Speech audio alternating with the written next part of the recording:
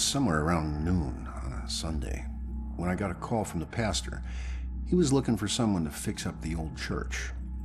It had been sitting up on that hill, abandoned for over 40 years after getting hit by lightning back in '98. It suffered a bunch of fire damage. So of course I agreed to help. I knew something was wrong the second I stepped inside, as an inexplicable chill came over me. Anyway, I shook it off and I set to work. As I started tearing up the damaged floorboards, they were all bad. Well, I uncovered an old rat's nest. It seemed like any of the others I'd seen over my 22 years in the construction business, until I saw the scraps of human hair and bones that the rats had used to make it.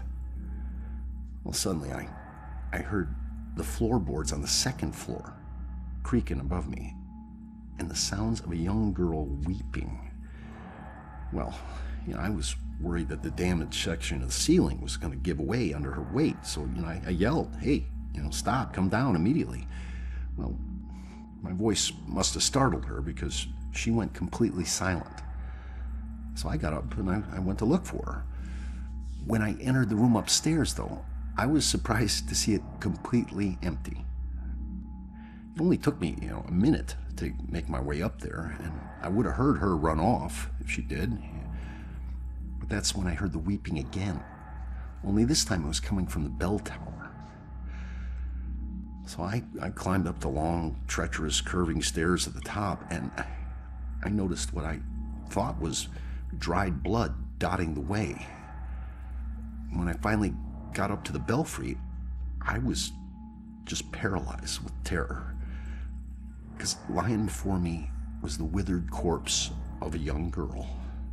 Judging by her sun-bleached clothes and weathered bones, it seemed like she'd been lying there for the better part of those 40 years the place had been empty.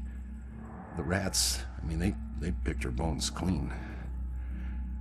I took off running. I didn't stop until I got all the way to town. The ravages of time made it impossible for the authorities to get any identity on this girl. It seems Salem will never know who killed her.